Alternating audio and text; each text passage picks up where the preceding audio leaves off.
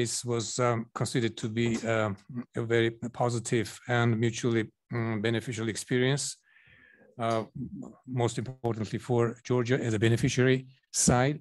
We decided to do another phase, which deals with three important directions of Georgia's association with European Union. One is energy security. The second is youth policy. And the third one is external communication. We are here to discuss a paper about Georgia's external communication, which has always been a topical issue for Georgia, because Georgia aspiring to getting closer to European Union within different programs and frameworks needed and does need raised awareness within European Union, individual member countries, and especially in the light of recent submission of the application to European Union. The external communication has again resurfaced as one of the top priority issues for Georgia. And we are glad that when conceiving this project idea for this particular phase, we did the right choice when we decided to focus on external communication.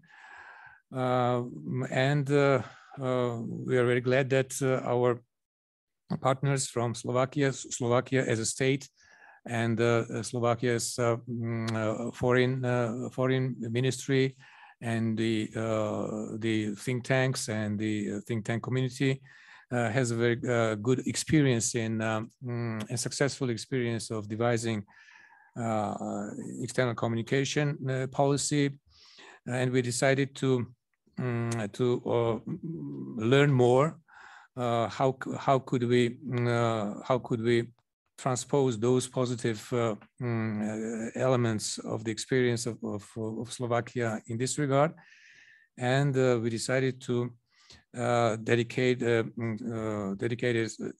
special time and resources within this project to this issue. We think that our efforts will be duly noticed within the Ministry of Foreign Affairs of Georgia. But before then, we have to do our first homework. So we asked our expert, whom we will introduce later, to devise this guide or concept on how to arrange the external communication as a process based on the appropriate concept. But before then, I would like to mention that this project would not be possible without generous support from Slovak Aid and also Friedrich Ebert Stiftung, with whom we've been partnering already quite some time, and our experience of partnership and cooperation has proved to be successful, and we are very grateful to have this partnership again within this project. Just to end my welcome remarks, I would like to mention that the paper, the draft paper, which we have in front of us, is a product of an ongoing effort to finalize the concept paper, which then will be submitted to Ministry of Foreign Affairs for its own review. and we hope that if not within its entirety, then at least many of its components, elements, ideas will be shared by our ministry, and eventually will be beneficial for policy design in this important area. I would like to concede my mic to Ivane Chrekvadze, who is a co-chair of this working group, and to proceed with the agenda. Thank you. Thank you very much. Thanks for coming, and thanks for your kind invitation. I would be very brief, basically describing the process. As we know, some 2 months ago, if I'm not mistaken, we had a first meeting where it was in a kind of inner circle, when we discussed about the first draft of this paper, and the participants provided some feedback, and as I see, some of them are already reflected in the document. Now we are for this second meeting, which is actually we are kind of, the circle is broadened now, and we have the Ministry of Foreign Affairs as well as civil society organizations who have been working on the communication related issues already for years. So we are expecting that we would have a very fruitful and interesting exchange of ideas.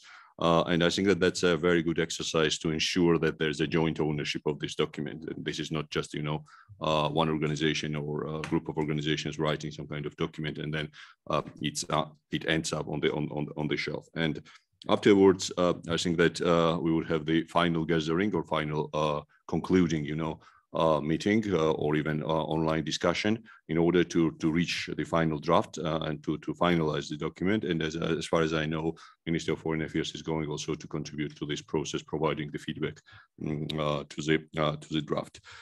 I do have some comments and suggestions on the paper, but I think that it would be better if Dima first presents it, and then we will go to the content and have the discussion. So without any ado, Dima, over to you, and please let's discuss about the document itself, and then we'll proceed the agenda. Thank you.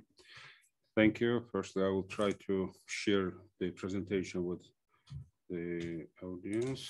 Here's sharing the screen, and so the screen.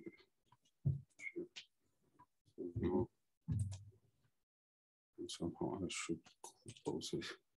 It's okay now? No. I am okay. Yes. So how to?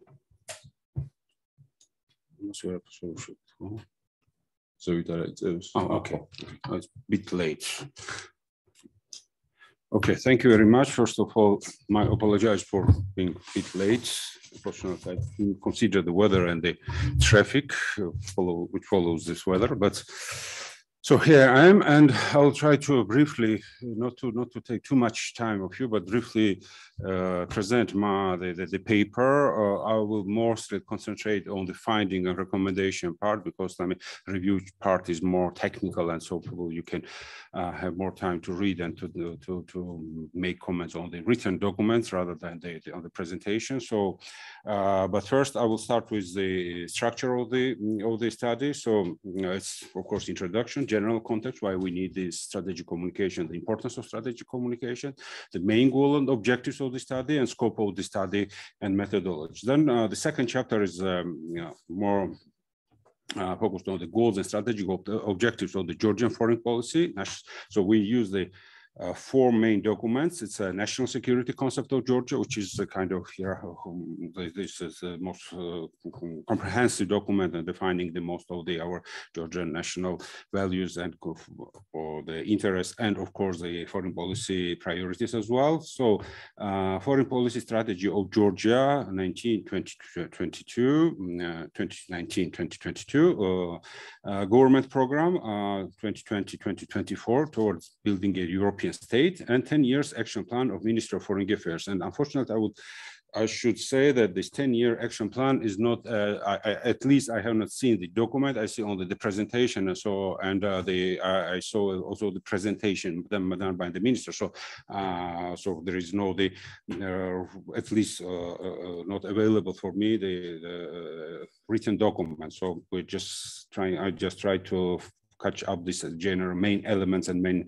key elements of this presentation, and use as a to define the more specific variables of the analysis. So then the third chapter is communication goals and action plan of the Ministry of Foreign Affairs, which was developed, and I think they are doing now the new one, but it, that was used when I started the study. The Georgian foreign policy agenda. Then here is an analysis of the Georgian foreign policy priorities on these directions of the United States, Germany, France, NATO, and the European Union, and key foreign policy directions of the partner countries. This is something that I review part of the document in order to make this conclusions and analysis, and finally to see the findings and the recommendation. The final part is a summary of recommendations. Recommendations, I would say, that's mostly brief draft, and in the end of the process, we will elaborate after these meetings and the meeting with our co-partner from the Slovakia. Will elaborate more detailed recommendation plans, and so present it in the final document more precisely.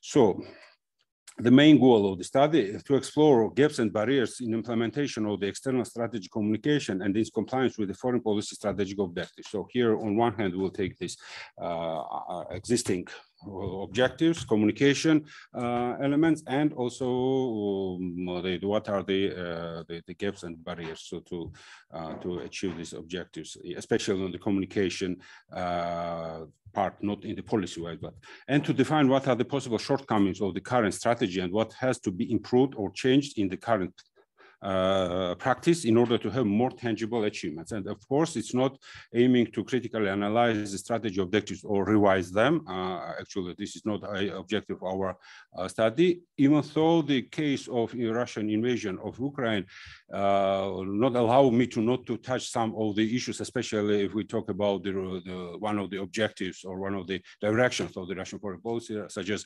normalization of relations with Russia and the dialogue with Russia, which I think is the issue which is under the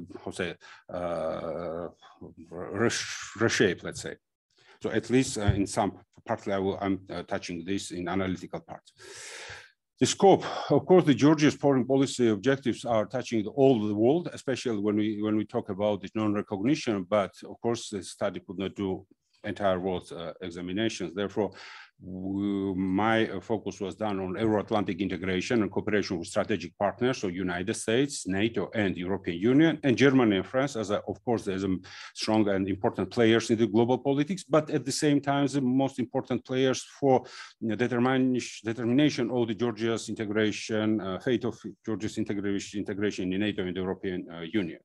So the methodology mostly was used the content analysis, and I examined the state document, policy positions, government programs, and other formal documents of Georgia. Some of them were public, some of them were provided by the Ministry of Foreign Affairs. I also examined the academic literature, policy briefs, and other analytical sources, and of course, what is available on the official sites and official sources of the partner countries and organizations.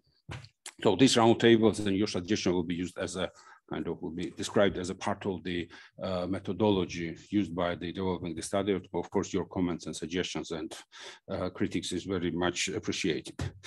Then after reviewing the Georgia's documents, the main variables which were determined, and of course it's not a surprise, the territorial integrated sovereignty of Georgia, the occupation and non-cognition policy, maintenance of dialogue with Russia, and prevention of the possible escalation. This is where I think that more policy analysis could be also done in this paper, because we are in the process, and of course we could not just use these variables as a given, so it's probably under the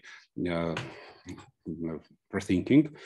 Georgia's Euro-Atlantic integration membership application during the in the process of our research, this was a bit changed. I mean, it was initially, it was, as you know, supposed to be done, this application for by 2024 as a kind of end of the some kind of certain process, but it's already done, and so some slight changes was done in the first draft after application was submitted.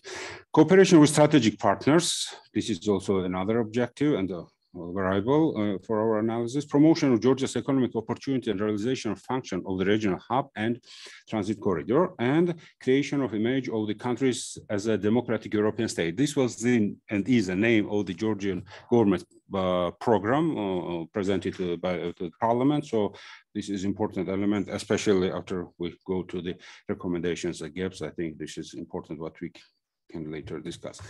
7 priorities of the communication goals action plans of the Ministry of Foreign Affairs. So these are the 7 pillars campaign, and these pillars consist the Georgian European integration, Georgia's NATO integration, and here I should mention that mostly Georgia communicates the European and NATO integration as Euro-Atlantic integration as a joint one common process. But here we have this different pillars, I would say, so divided, split pillars on the campaign. The occupation, peaceful resolution of the conflict with Russia, regional security environment. The third pillar, Georgia's economic opportunities, Georgia as a modern European country, tourism, cultural diversity, Georgian wine and cuisine, and 30th anniversary of restoration of Georgian independence. So this final part is not analyzed in our document because it was the temporary, and it's not. I mean, it's finished after the anniversary, so it's not actual process anymore. So the central finding of this study, and I'll try to explain it a bit in detail. So central, in certain degree. There's a mismatch in setting priorities of the cooperation agenda between Georgia and partners. So we are promoting one issue while our partners are expecting something different. I'm not saying that we should not promote. I would not say that this is asymmetry is on our strategic objective. So sometimes the objective is what we have is not necessarily met by the appreciation by their partners. But I'm saying that even in the communication, we're pushing something which is not acceptable and not considering the expectations of our partner countries in order to make our objectives more acceptable for them.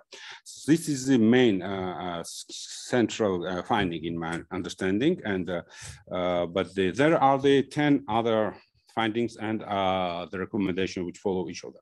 So human rights, rule of law, strengthening democratic institution, and reform of justice system are an important part of all partners. So all of them are talking about that issues, and for most of them, these are the core of their foreign policy agendas in their own country. So their foreign policy of Germany, of France, or United States are based on the human rights issues. But it's not so much attention is on Georgian side on that issue. So we are not talking abroad with our partners about the human rights issues, how we are developing that in our country. Even more nowadays, and we all observe that there's a rising criticism from the West about this polarization, human rights reform, justice reform, and so on, which undermines our achievement of our possibility of achievement our foreign policy objectives. Even if we talk about the United States, where we have the most constructed, institutionalized form of the cooperation, even there, Georgia's side is more focused on the security and defense issues and economic cooperation, while always there is questions and focus from the United States, especially during the current administration, on the human rights issue and justice reform. So I think this would be on the core element of our foreign policy communication, and we have to focus on how Georgia is reforming its democratic institution, how protection of the rule of law and human rights is developed in the country, and so on and so on. This should be the first one of the key priority, or I would say backbone of the foreign policy agenda in cooperation with our partner countries. finding two, I don't see, Georgian French and Georgian German, probably the German cooperation. So here we see the limits in the scope of agenda, bilateral, trilateral cooperation. There are different formats, but I would say that it's more, I would say, out of the issues of cooperation. So, and limited, especially with France, there is not so much, not so dynamic process of cooperation. So, and recommendation is to be in trilateral dialogue format needs to cover more specific and wide-scale issues that would be oriented not only on Georgia's interest, not to only promote what we are interested to achieve, but also will take into consideration the political, economic, and other interests of France and Germany. So I don't found in any documents or any public speeches and public sources that Georgia speaks about the interests of the Germany or France in general terms, and so we're mostly focused on our interests, on the issues of our interests, which is good, but which not fully. I mean, no, the good is to be focused on your interest, but you always have to take in your communication elements of the interests of the other countries, the partner countries, in order to attract their attention more. The finding 3, Russian occupation and the threat coming from the Russian. So recognition of sovereignty and territorial integrity of Georgia is important achievement, even though there is not only, I'll say, achievement of the Georgian diplomats on that, but the idea is a fundamental for the European countries and for the democratic society. And therefore, I think that it's quite, I'll say, we can, not to spend less, I would not say that we should pay less attention on that, but I think that it's something given and the European countries will never recognize. So we have to be more focused on some other deeper issues rather than this. US strongly support Georgia, while France and Germany have softer approach toward Russia. Soft politics of Germany and France toward Russia are gradually changing in parallel with Russia's invasion of Ukraine. But even before the review of the French and the German foreign policy showed that some changes usually are taking place with changing of the power, changing of the system. So it's difficult to, I mean, mostly the German and France foreign policy has a continuity and has a tradition rooted in the political system, but some changes could be also expected. But now I think that there's a historical momentum for everyone, for Georgia especially, that these significant historical changes are taking place in the foreign policy approach of France and Germany, especially toward Russia. But here we saw already the clear demonstration from the German side, but I think that it's an assumption from my side, but after the presidential election, which is very soon in France, we could expect some more tangible or more visible changes in a foreign policy approach of France toward Russia as well. So the recommendation is that Georgia should seize the momentum to push for the consideration of Russia's occupation of Georgian territory in the renewed policy approach of Germany and France toward Russia. So I think it's a time for the more proactive and even I would say the aggressive attempts to incorporate these issues in the renewed policy approach of the Germany now and a bit later of France toward Russia. Euro-Atlantic integration, NATO and EU. So here, as we all know, the most skeptical countries are the EU, Germany and France, and so my focus is here.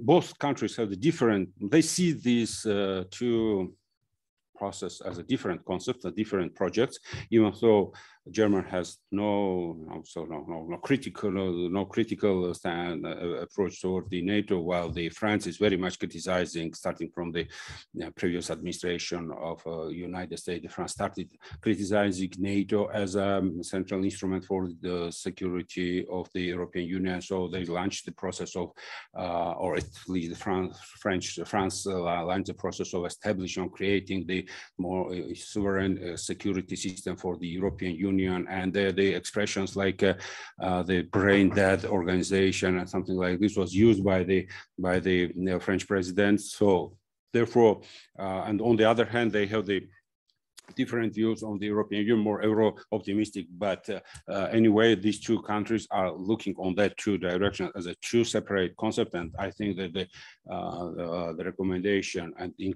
Georgian strategic, external strategic communication should be also differentiate these two concepts, these two the processes. So Georgia should display the Euro-Atlantic project not as a single project of its Western aspiration, but differentiate between the two directions, providing different set of arguments and communication messages for NATO membership on one hand, and for the European Union membership on the other hand. And Georgia must employ the different tactical approaches toward Germany and France with tailored approaches on membership issues in NATO and European Union. So this is a very general statement, but I think this, if the state is agreed on that, though, this is the area where these additional studies and exploration or examination should be done in order to be more concrete. In NATO membership, reasons behind the France and German skepticism toward NATO enlargement, criticism toward NATO and transatlantic cooperation in general, mostly from France, as I described already, and Russian factors. These two are main arguments. In general, French and German foreign policies are subject to that adaptation within the certain framework, and especially now, as I said. So the situation is changing, and the skepticism somehow could be managed somehow. So the recommendation is that Georgia should seize the momentum and push for the integration of the Georgia's question in a wider agenda of transatlantic cooperation. And after the elections in the United States, so the climate of transatlantic cooperation in general is improving, and Russia's invasion of Ukraine demonstrates that or make it stronger unity of the Western countries. Alliance is now much unified and consolidated. So this is momentum when this transatlantic climate of transatlantic cooperation gives out additional opportunity to use this momentum and to push for achieving our strategic objectives. And Georgia should maximize effort to exert stronger pressure within the multilateral format through relying on the powerful advocacy network. So we have a lot of strong supporters in the NATO and European Union, but we're talking now in NATO. So these countries who are usually not so influential, I would say, but at the end they are also the members, full members, and their support, especially after the Russia's invasion of Ukraine, could be much stronger than there was, and we see this process how Poland and the Baltic countries and Visegrad countries are advocating for the more active, more effective measures from the NATO, and this could be somehow used. These kind of networks could be established and used by the Georgia for advocating for the membership as well. Georgia's and EU membership. So here, of course, bit generalized because mostly it depends on the German and France and their skepticism. But here are several gaps what I saw here, and that not always Georgia is using this multidimensional decision-making structure which European Union has. I mean that the European Union is not just only institution, it's an institution, it's a national government, it's a national public opinion, it's a national parties. There's also the families of European political families, and all these dimensions have their own role in decision-making process, but each of them should be considered in the decision-making process and cooperation process. Not, at least as I saw it from the document, it's not always the case in Georgia external communication. France and German skepticism on European enlargement due to the internal EU issues and sees themselves as the leaders of the European. So this is not so much gap, but this is a situation which I think Georgia also has to consider in their external communication. And here is what my suggestions are. Georgia should consolidate support within the European Union, cultivate broader European support, even if this comes from the smaller European EU member countries, will be more considerable for the countries which define its own foreign policy in the capacity of European leaders. So Germany and France, they see themselves as a leader of the European policies. So therefore the criticism coming or support coming toward Georgia coming from the smaller countries could make a big influence on their decisions. And so this is something like maybe decisive instrument, but additional instrument to to pursue our Georgian strategic interests in the European Union. And of course, the communication strategy should be more focused on the issues of reform in the country, with particular focus on human rights and rule of law, strengthening democratic institutions and protection of social and economic rights. This is important for all the dimensions. All the players in the European Union are looking on that and measuring the Georgia's progress on this direction. So this should be also part of the strategic communication. Economic cooperation. Here, there are some findings as well. The US current administration is more open on FTAs, free trade agreements, but with more focus on the protection of human rights again, and labor, with special focus on labor rights and higher environmental standards. Important, these are important preconditions. Georgia's free trade agreement with China seems to be an obstacle because the current US administration and European Union and G7 members are criticizing the China for no fair rules of game. Also, none of them are signing the free trade agreement. It's could not be considered as advantage for us. It's more disadvantage. So I understand that the country could not denounce the agreement, such an agreement, but somehow it should be somehow smartly incorporate this process in the external communication in order to not to undermine the potential prospect for the free trade agreement with United States. Also, there is a rising criticism toward Belt and Road Initiative. Also, in the beginning, when it was named by Silk Road Initiative, Georgia was, I mean, the United States was very positively assessed that project, but now it's considered as undermining the Western democracy, Western economic structures. So this is a huge criticism, especially there was in the last year, G7 meeting was fully devoted for that issues, and President of United States was initiating the big global infrastructure project to counter the economic activities and economic soft power policies coming from the China. So this is something which should be considered as well. There is no large-scale economic business project with Germany and France. So, and of course, we can say that there is not so much investments coming from the United States either. So during the last several years. So the recommendations: Georgia should focus more economic projects initiated by the US and the G7 countries in order to ensure Georgia's involvement in these projects. Georgia should not only communicate the country's economic potential to its partners, but take targeted actions to attract the investors on large financial and industrial groups through offering a special wide-scale regional and transnational project, and possibly with co-investment conditions. So mostly Georgia's communication speaks about these opportunities that Georgia creates for the Western countries, Western companies, but nothing particular. There's no project like Shevardnadze was doing, presenting the pipeline project that was concrete designs and arranging with the countries and then the companies. So this is just general discussions about the opportunities which Georgia creates and nothing practical. So this is, I think, that Georgia had to be more proactively designing the project, offering them, and maybe somehow participating with public funding in order to secure the risks of the investors in the car. And large American, French, German, or other Western investments in Georgia beef up economic development, at the same time bring shared interest to the fore and they contribute the greatest sustainability in partnership. So this is a general statement, but I think we also need, in relationship with the France and Germany, that they have to be more engaged in Georgia economy in order to have their own national interest in Georgia and be more actively engaged later on in the political issues as well. Defense and security. So changing environment, regional global security. It was before the Russian invasion, but Russian invasion, it make it more clear that the changing need for changes. US administration current administration was also has a different view of global security, more diplomacy, less military. So the withdrawal from the troops from Afghanistan was one of the elements, and we all know that Georgia's participation in peace in the military operations was very much appreciated, and we strongly determined our strong cooperation with the Western countries, especially with the United States. The new role could be also found out by the Georgia after that new design.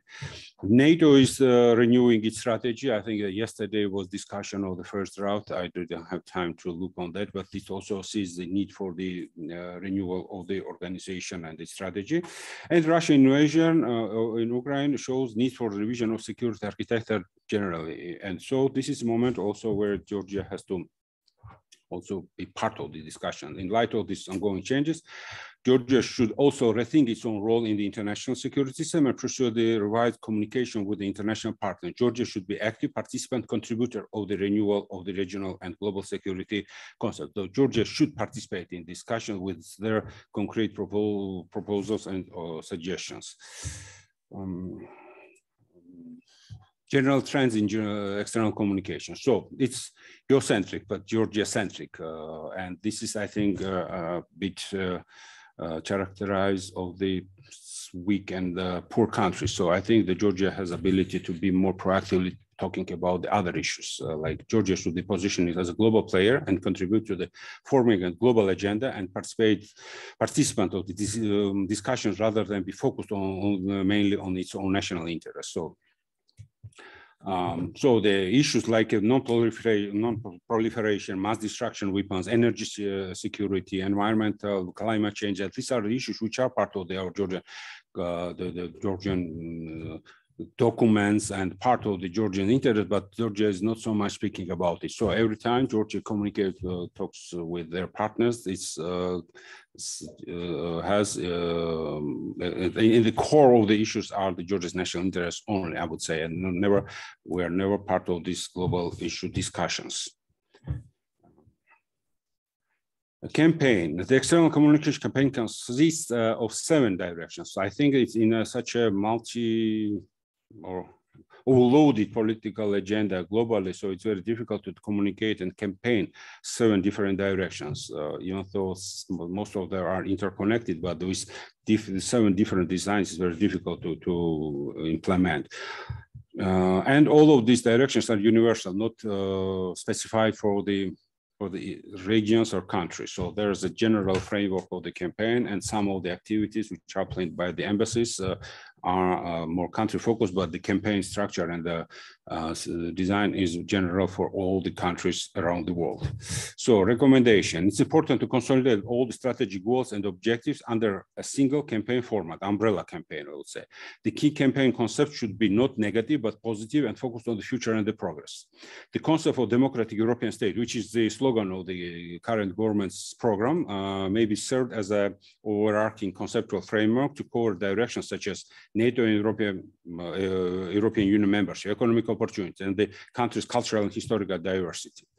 Human rights are also the core of the European countries, and if we named our campaign as a European state campaign, so human rights, rule of law, strengthening democratic institutions could be part of it and naturally be integrated in this campaign.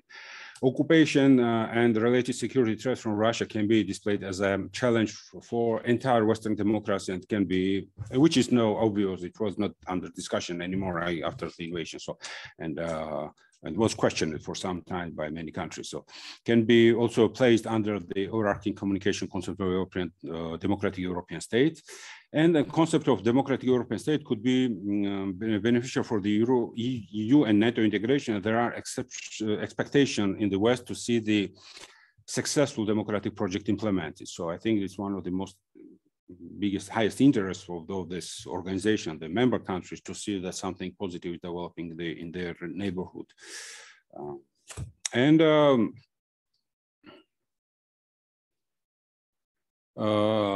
So partners' attitude toward Georgia's foreign policy strategic goals and objectives vary across the countries, and a universal campaign firm may not yield expected outcomes. So it is critical that foreign strategy communication and related campaigns is tailored to individual actors. So here is that this should be the general campaign under the umbrella campaign, but for every country, every regions, it should be some kind of different priorities emphasized in order to not to have this universal one approach for everyone. So this is This is all, and then I'm ready for your questions.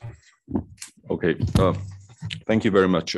Thank you. And before we go to the questions part, we have, according to our agenda, we have Andrej Gazovic, who I assume is with us.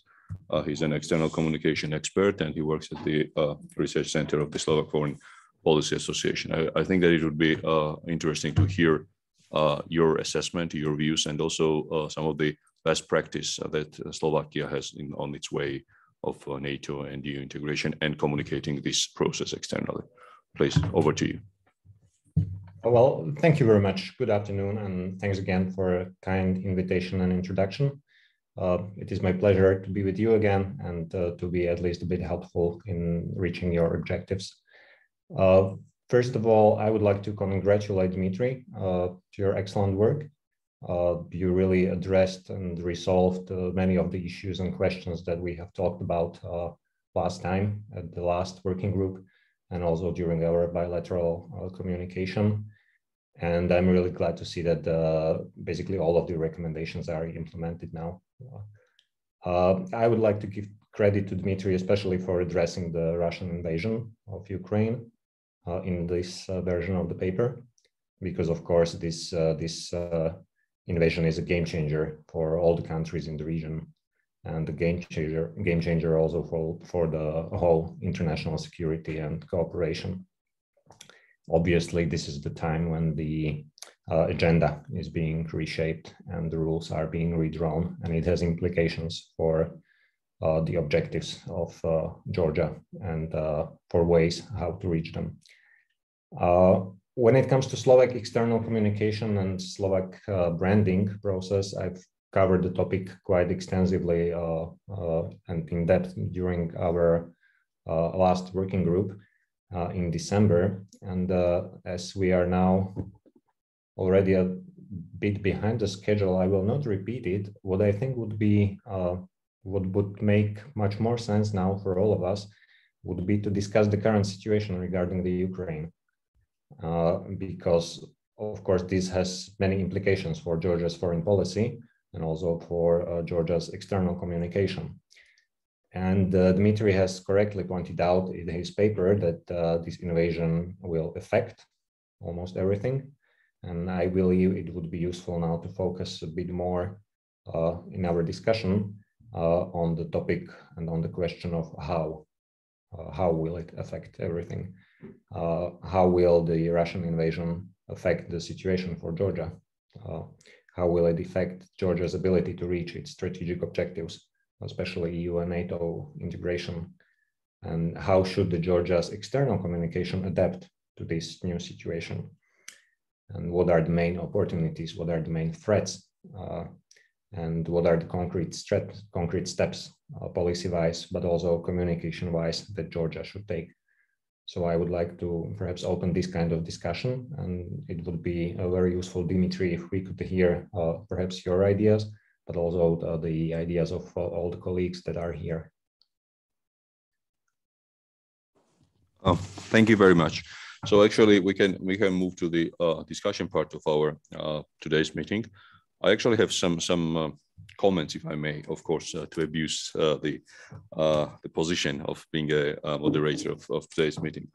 One issue, there was this bilateral tracks, and we were discussing about and highlighting or singling out the two countries. This is Germany, of course, and France.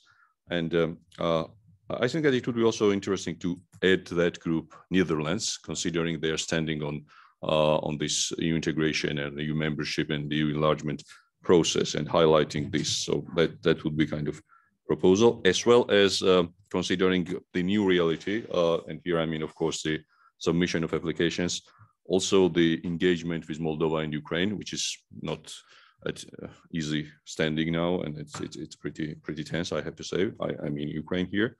And my question was about the China-US. You mentioned about that it's like kind of not helping having the free trade agreement with China, to sign the free trade agreement with US. Do we have any examples that any countries which have the FTAs with China and with US? And it would be very interesting to elaborate on that. Thank you. And of course, we can actually collect the comments and then or the questions, and then Dimitri will answer them. And one request, if I may, if you can introduce yourself before you put the question or make a comment. Misha, please. Hello, my name is Mikhail Mirziashvili. I'm from the Center for Democracy and Development. First of all, my apologies for the delay to the meeting. And I would like to congratulate Mr. Skhetishvili with this perfect work he did.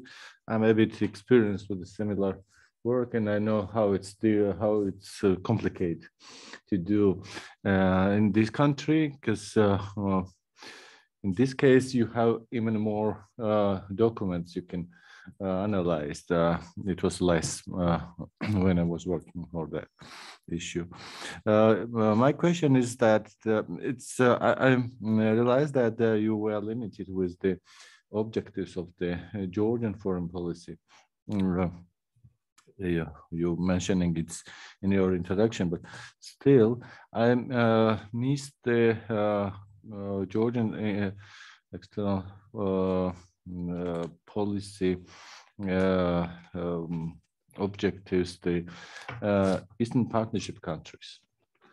Our neighbor countries like Armenia and Azerbaijan. The good bad example of this is that just recently, with mediation of the EU, our strongest partner, there was agreement between Azerbaijan and Armenia. There's a zero reaction from the Georgian side. So my question is that how you see the Georgians' external policy regarding the Eastern Partnership countries, how important that, and neighbor countries like Armenia and Azerbaijan. Thank you. Thank you, Misha. Are there any other comments, other questions? If not, maybe we can start from here, and then afterwards we might hear more, please. So, about the Eastern Partnership, actually, in the study, there is a kind of a small section, and it's something like how the European Union see the partnership with Georgia. So, mostly European Union looks on Georgia as an Eastern Partnership country and also associated. So, this is something achieved.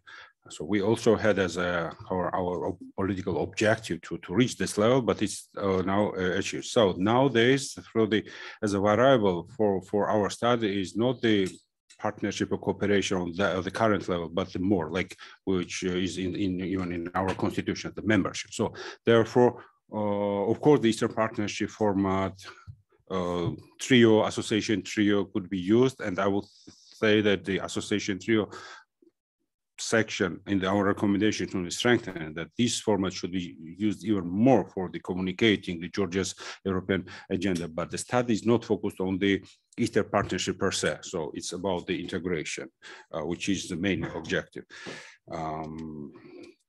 And of course, the study has to be a bit focused. Actually, the communication, the country external communications, of course, the country should have around the world. Every country should be part of this communication. And the campaign or the process of communication should be designed for the entire world. But of course, it's not possible to analyze the entire world and the communication of Georgia with the entire world. So therefore, the limits was done, established for this study, and we can generalize some kind of findings. What is true for Germany and France could be somehow used, this argumentation in a relationship with the Netherlands, for example, which is not so much skeptical, but also belongs to the group of the skeptical countries, when we speak not about the Georgians or Eastern Partnership countries integration, but in generally it's somehow it's a bit skeptical about the enlargement of the European Union currently, so which is common trend in European Union, so many countries. But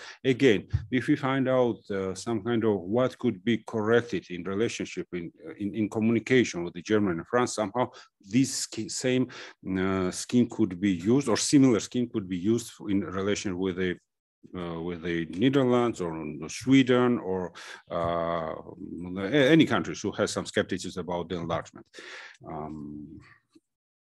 And again, the trio is especially now because the Georgians application was because of the Ukraine. It was the Ukrainian in a case fostered the process, not just because actually the preparation, the application, submission of application also needed some kind of preparation. But the Georgia followed the Ukraine, Moldova followed the Ukraine, and again, it's they focusing mostly on trio, which is a bit difficult when the war is ongoing. Of course, it's a bit difficult, but I hope very much that the war will be over soon, and then the unity of these three countries will be very important for achieving the final results. As it was during the visa-free regime, of course, we achieved it in a bit different time frame, but at least we saw that the unity of these three countries was important determinant for the positive determination of that issue. So something could be, but I think not the separate section, but in the recommendation could be more emphasized on that issues.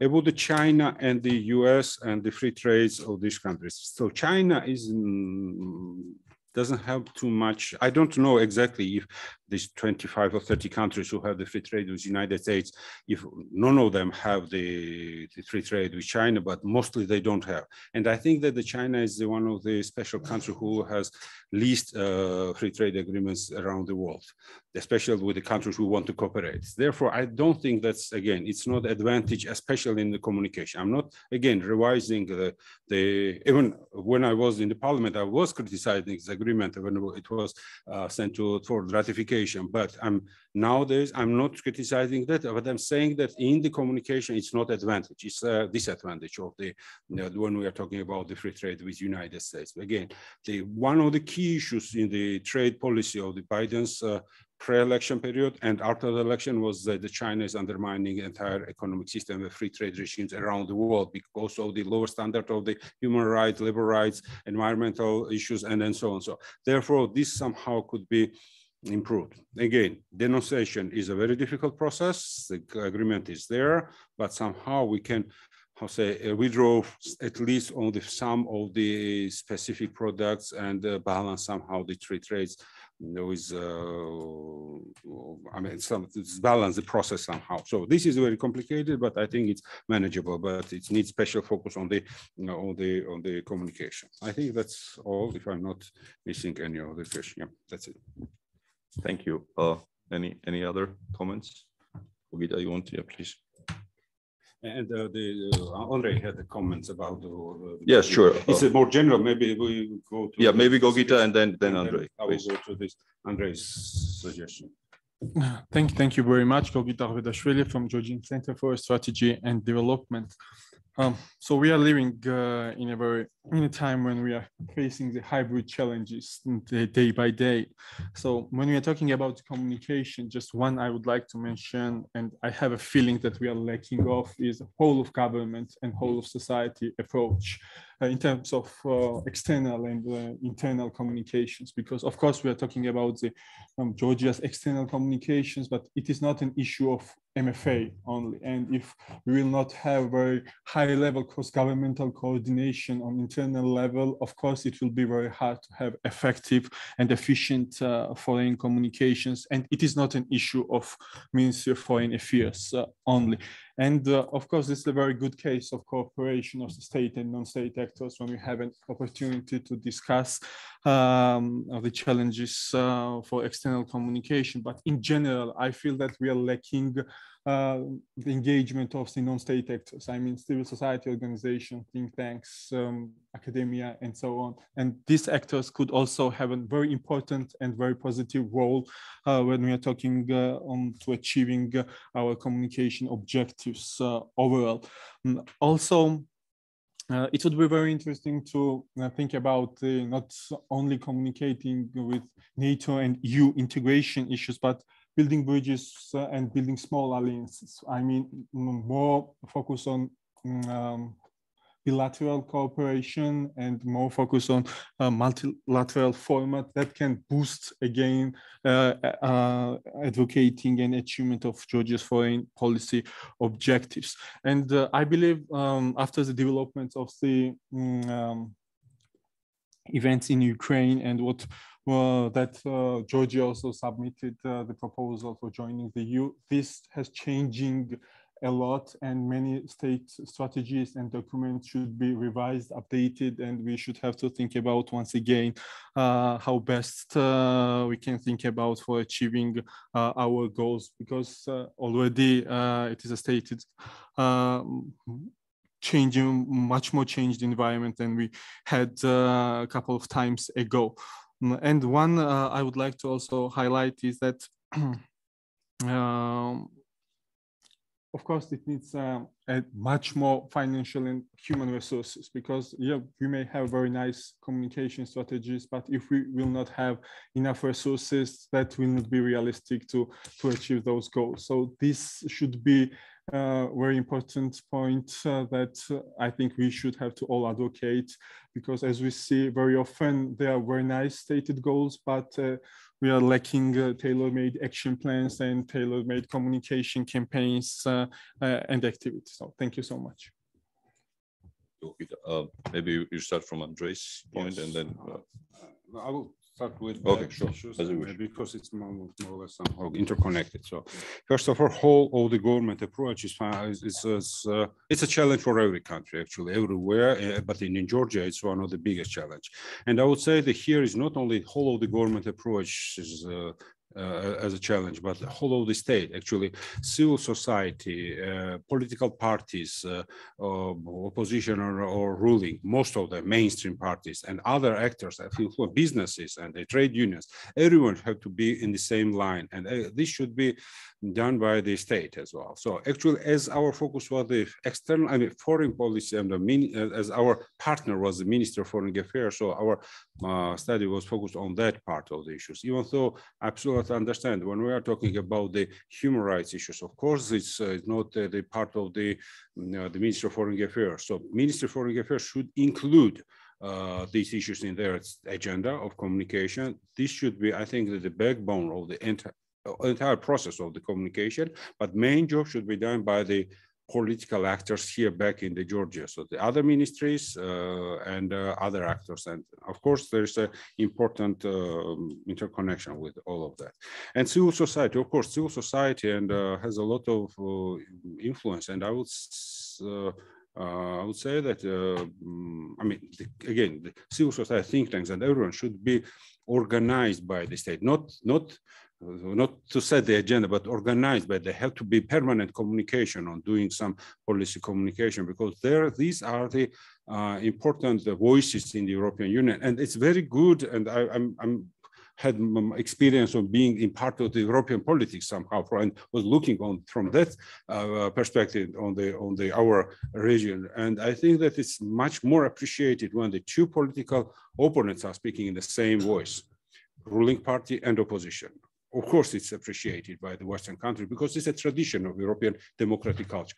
When the civil society comes and not criticize their government, support their application and support their attempts and reforms for which are designed to bring Georgia closer. Of course, it's appreciated by the local actors, but unfortunately, we see this polarization, and this is why in this building the high European officials were trying to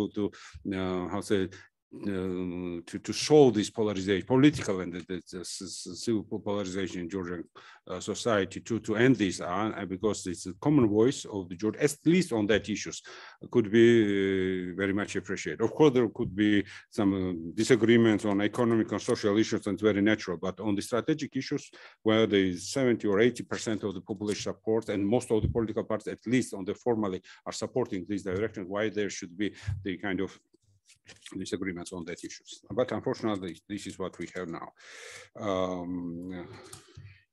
Resources, here's, it's not the objective, this is not the objective of this kind of study to think about the resources, and resources are always, there is always lack of resources. So this is technically the communication strategy should develop the their strategy, I mean, strategy of the country or external communication based on the available resources they have. But anyway, I think that the 7 pillars of the external communication and 7 independent, separated campaign is very, very expensive and very less effective, because 7 messages, it's impossible. Even the biggest companies, biggest countries, they have to develop 1 message. So 1 message which has this double or multi-dimensional interpretations. It should be designed, and it's part of the work of these communication experts, not the foreign policy experts. So I think it should be the second stage, or the next stage, where these resources on combination or interplay between the resources and the objectives and the campaign, the design should be developed and designed. Yes, and again, the Russian issue. So of course, it's changed everything here, especially on security and security defense area. So we don't know exactly what will be the final design and shape of the world, of the region after this the war, and we can only assume. But what I had to do in this study, I'm not touching the policy objective, but I had to assume that Georgia will change some kind of, will make some changes in the policy objectives, especially on relations with Russia. Even though it was considered to be rational before, to engagement with Russia in order to not to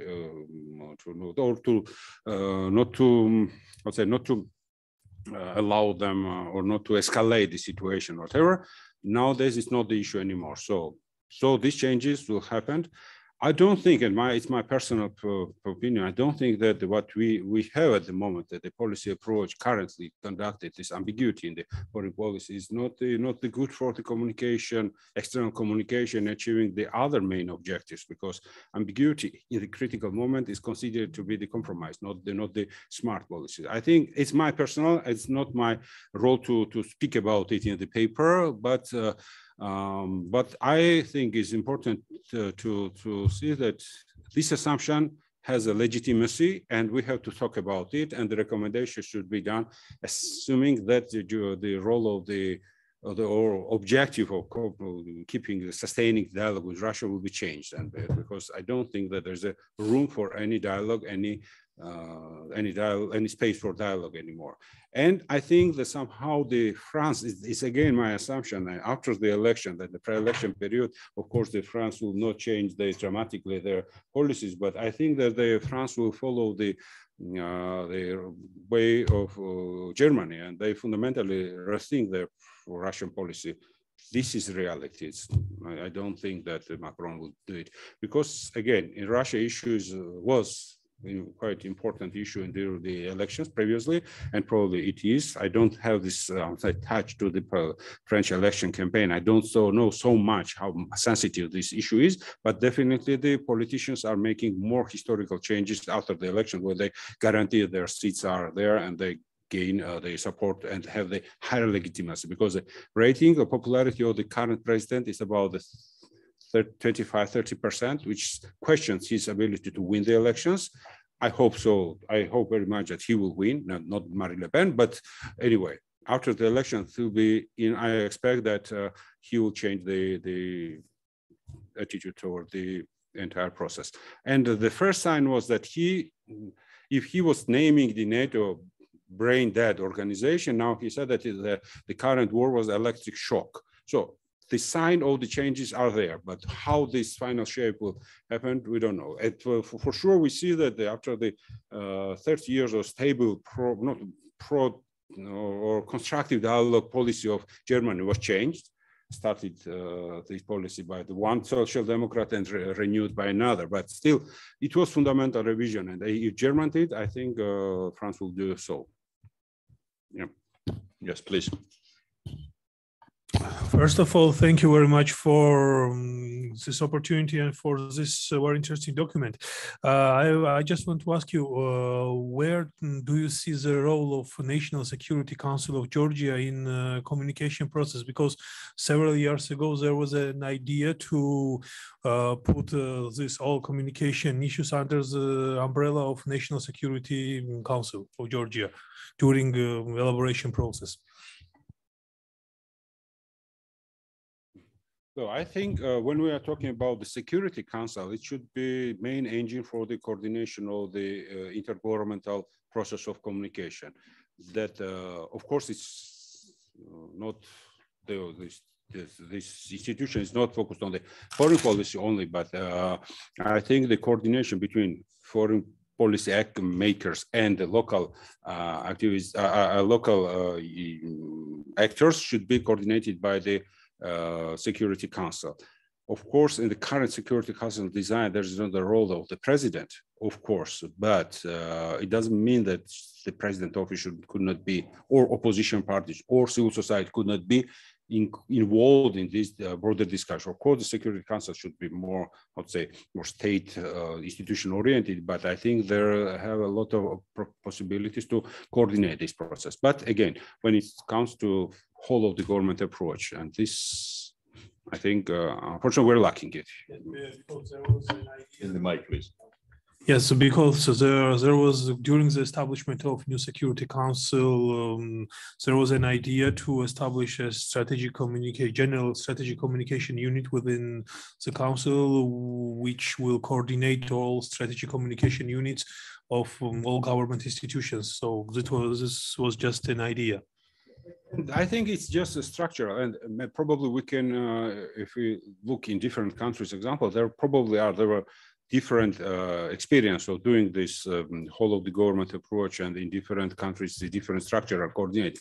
I think that it's more technical issues, important but technical issues. But the important is that the state, the government, and all the main players should coordinate. Otherwise, it will be more resource consuming process rather than less, and when we are lacking some resources, and especially financial resources, it's kind of waste of resources when the actors are also walking in different directions. Okay, if there are no other questions, I have two comment or question. One question is that you briefly mentioned about the political groups and the Georgian parties being affiliated with the European political groups and their role in this process. If you could elaborate more where you see their role, what needs to be done in that regard. And my second question, I think it's pretty lengthy and very kind of comprehensive. One of the biggest challenge when it comes to the Georgia's EU membership is this question that's about what would be the added value of Georgia's EU membership, how we can sell it. So what would be your proposal? Because there's not, at least for me, there's not much discussion on this issue. And what do you think on that? What should be our motto in that regard? So it's really one of the most difficult questions, actually. Yes, and actually there is lack of discussion about it. What will be added value for European countries, for NATO, about the Georgia? We're always saying that we'll bring something, but what we're going to bring to this international community, there's lack of discussion. So of course, my personal opinion is that we should demonstrate that the democracy works. I think it's one of the most important signals what the European countries, people, society needs is that democracy works. So if we democratize our country, this will be added value for European democracy in general. So that, and of course, the scientists are talking about different waves of democratization, but definitely current sociologists are criticizing the current state of this of the democracy, and there is a lot of shortcomings. There is a huge propaganda, anti-Western propaganda about the weaknesses and the crisis of democracy and so on. And somehow that is true. That this is sometimes a transformative period for the democracy. And of course, European countries, leaders, and probably the society needs to see that democracy, European style of democracy, still works, and Georgia could be the good example. And I had such a feeling when the area our partner was highlighting the Georgia's reform for many years, unfortunately not so much now, about the democratic reforms, about the achievements of Georgia, and they were proud to speak about it and their personal and the country's role all promoting democracy in Georgia. I think that is something like we have to show that the money of the European, German or Italian taxpayers are not wasted, and every dollar, every euro was paid to Georgian democracy it has an effect and is effective.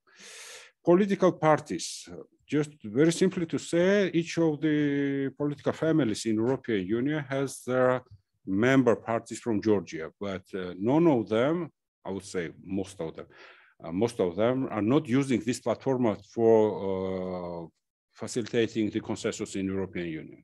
Unfortunately, all parties, most of the biggest parties, are trying to use this platform of criticizing each other. And that's it. And so I think there is more resources to do so. I mean, of course, these European political families are very much dependent on their national delegations. But again, every political family consists of the political ideological groups, but also each of them consists of the national delegation of that political family, and they have the strong connection back to their country. So, for example, German Social Democrats has a huge influence in European Parliament, but they are very much and strongly linked to the European Social Democrats, to the Bundestag, who has a strong, and especially now, has a strong influence on the foreign policy making. This kind of process should be somehow designed, and each of the political parties have to devote more time on the issues which are part of the, not only the party agenda, but the agenda of the country and the state. So I think this could be used. And in the bilateral, the European political families and international political families allow you to have these connections with many different national parties. And these platforms could be used for bilateral cooperation with the political parties, and there are resources, but unfortunately, again, these resources are not so much used. Thank you.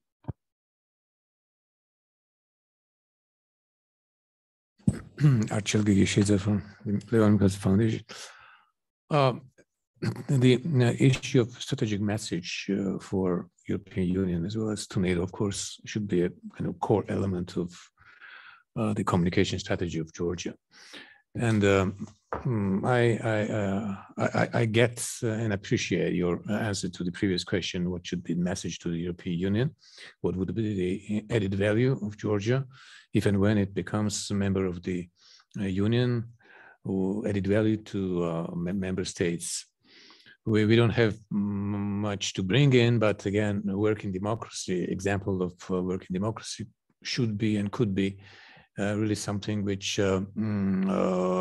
would have a meaning for Europeans to see in admitting us positive and something adding the value to them. But as regards to NATO, as we are still witnessing this tragedy in Ukraine, the war waged by Russia, mostly in order to stop NATO expansion into post-Soviet space, and with this huge price on all sides who are involved in this process, both Ukraine, of course, and the collective West in different ways. And until the culmination is still ahead of us in that war about Ukraine's orientation, pro-NATO or neutrality. So how do you see what should be the message of Georgia in terms of added value for NATO if it becomes a member of the alliance? What can we, in this uncertain situation, try to carry as a message to the NATO members that accepting us, it will be added value to them? So this question now seems even more difficult, actually, because after the year ago, I would say that the Georgia's added value was quite clear that Georgia was part of the peace process, part of the operations, part of the, and our contribution on the programs and missions of the NATO was the sign of that. And it was like we did more than many of the NATO member states, and we deserve to be the partly to be the part of the NATO member of the full member of the alliance. And on the same time, Georgia somehow was considering on communicating NATO membership as a way of securing or ensuring the security from the threat coming from the Russia. And it was the kind of most tricky issue for the many, not many, but for some countries, understanding that Georgia could use NATO in order to fight with Russia. So this was, I'm a bit exaggerated this, but more or less was this was the question, and my suggestion would be that not to speak more about the Russian, but to speak about this Georgia's international mission. And this here we clearly had a kind of configuration of the Georgia's contribution visible for all sides. Nowadays, the situation is changing. And I don't have the answer because it's really threat, not only for Georgia now, but for the entire European security is Russia, and it's true. And it's losing the war, Russia is not getting less dangerous. Even I would say the more dangerous. So I mean, this is the very hot issue, and therefore I don't think they don't have the answer at that moment. But definitely, Georgia's contribution, readiness to be part of these international missions and Georgia's international roles is there. This is a clear and tangible added value for NATO. But again, we all have to think about the Russia's role and how Georgia should be or must be secured from that threat, and not only Georgia but the entire region. And here, I think that Georgia has to contribute with with intellectually as well, not only with military forces but intellectually, how this new regional design of the security should be, what shape it should have. And I think it's the process ahead of us. So, which regional level do you mean? Can you because there are many the European or the global, but especially in the neighborhood of the Russia. I mean, if we are talking about neutrality, okay, Switzerland is not neighboring the Russia, and neutrality is much easier to ensure. But the Georgia is the neighboring, and every country neighboring with Russia has a threat without, despite what kind of statement they have in the constitution. Like Moldova has more or less neutrality, which is demanded by Russia, but they are not secured. Then Georgia doesn't, but we are almost equally treated by Russia. So I would say the neighborhood of the Russia. I don't think that Western Europe is, of course they are under the challenge, but I think that we are under more danger.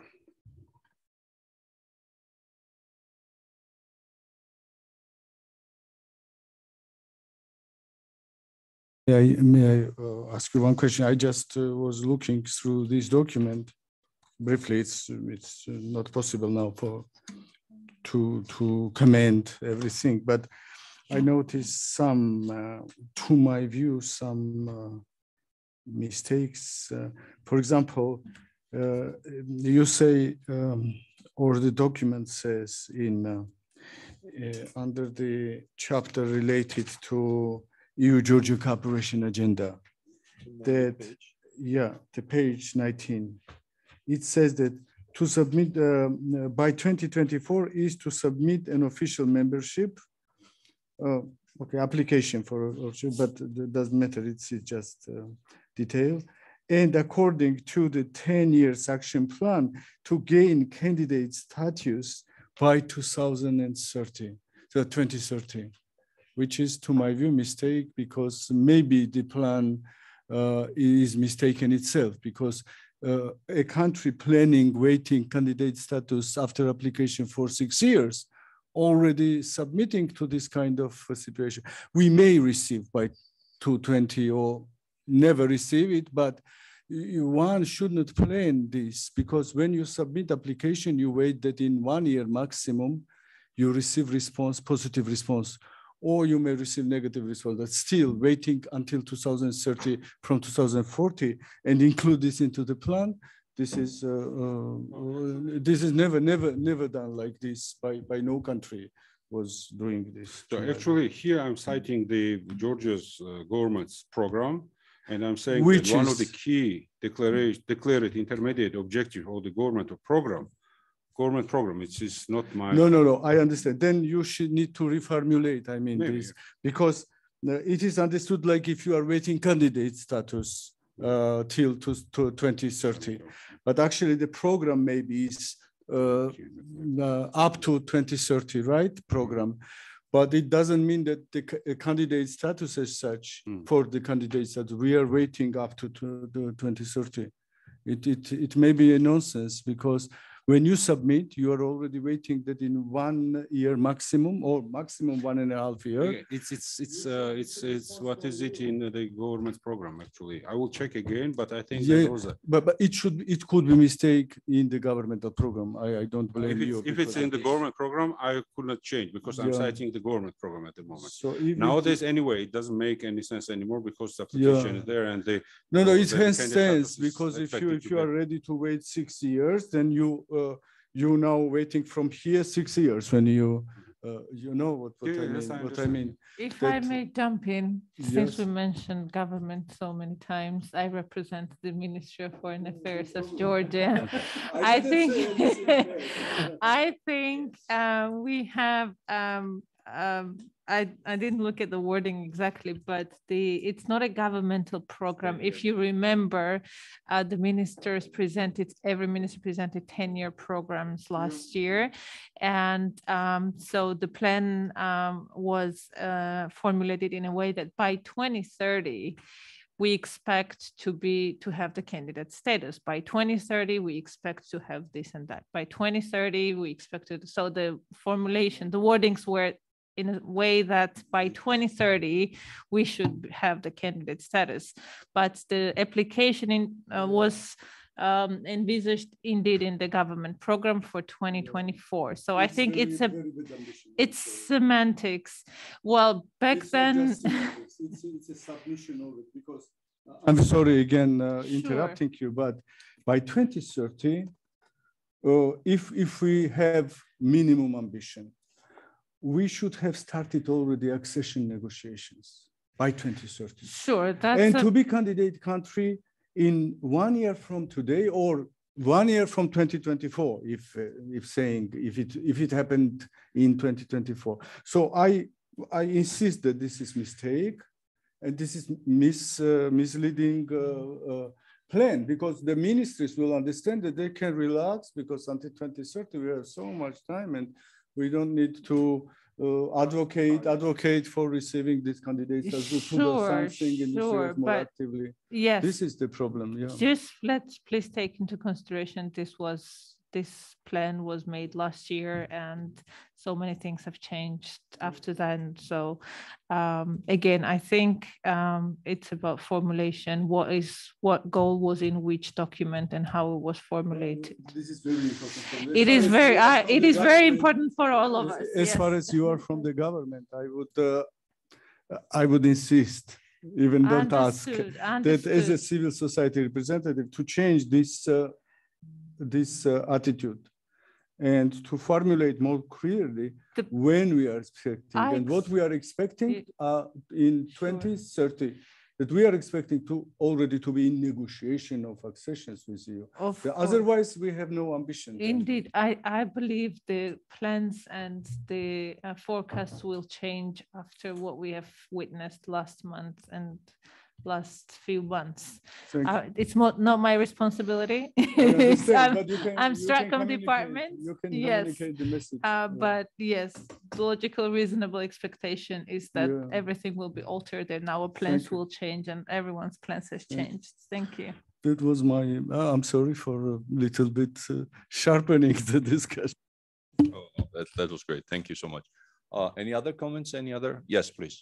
If you can introduce yourself, of course. Yes, thank you. So I'm Felix Hett of the Friedrich-Ebert-Stiftung. Thank you for the interesting discussion. I have a couple of comments. I don't know if I managed to put them into some order, but starting with the last discussion on NATO membership, my feeling, at least from a German perspective, is that this time of missions abroad where basically Georgia can prove its value, it seems to be over, because Afghanistan was ended before the war started. There was an intense discussion on Mali, whether to stay or to go. There was this deep soul searching, whether this all made sense, whether it was the right approach.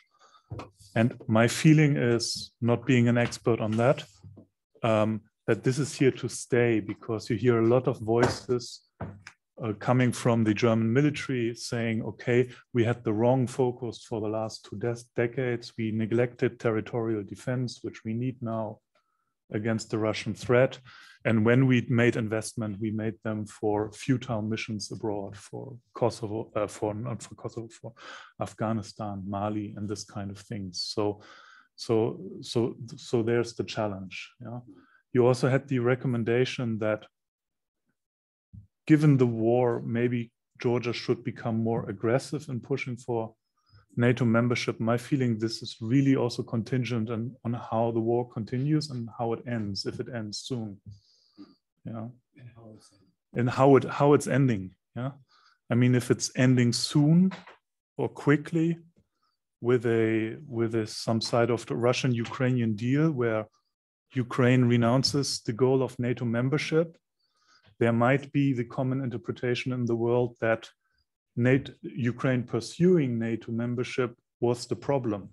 Yeah, right now there is an open debate, or there's right now the tendency to say, okay, the Russian imperialism is the problem, but that might change. All this is in flux.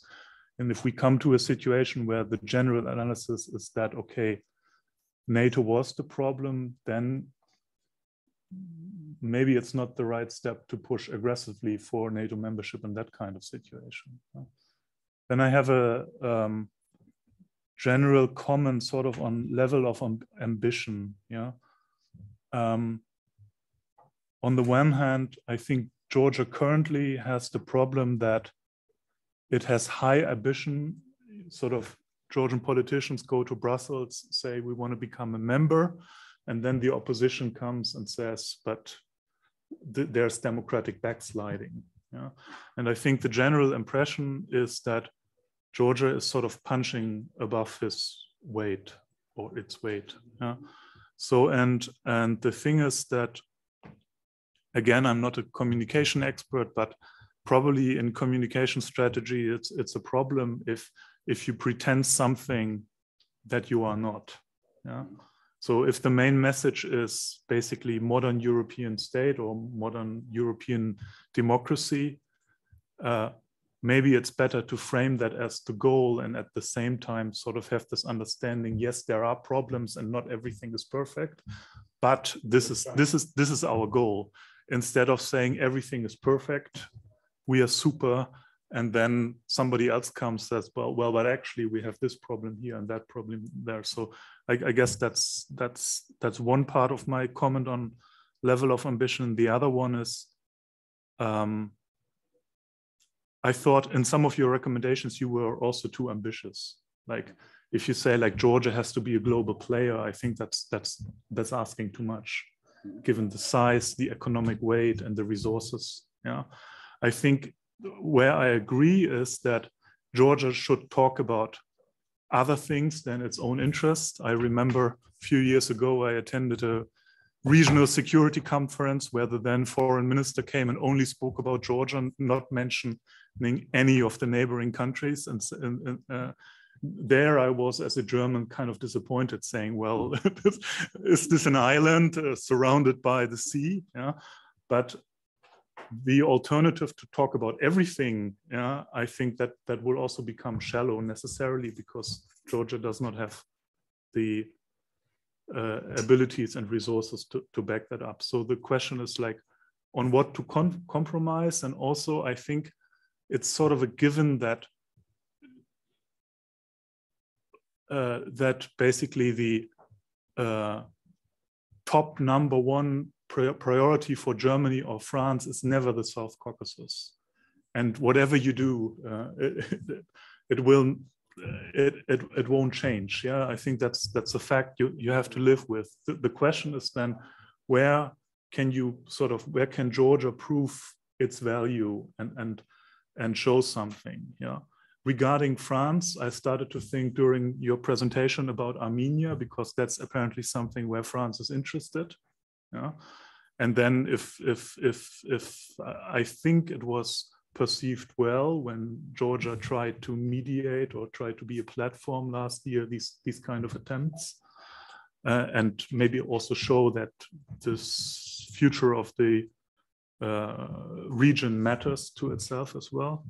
And now, last point, what I'm also thinking about, given the new circumstances, I saw that a few days ago there was a communication between the foreign ministers of Georgia and Kazakhstan. Yeah, maybe except for picking out sort of the global China, US issues, the thing that there is Kazakhstan now apparently looking for alternative transit routes to the West because the Russian one is blocked. That is an opportunity for Georgia right now, also for attracting investments and doing something. Yeah. So more like, I don't know, instead of grand geopolitiks, maybe sort of the regional geopolitics, and trying to show where you're able to sort of offer something that is attractive, yeah? Or that raises interest. Thanks.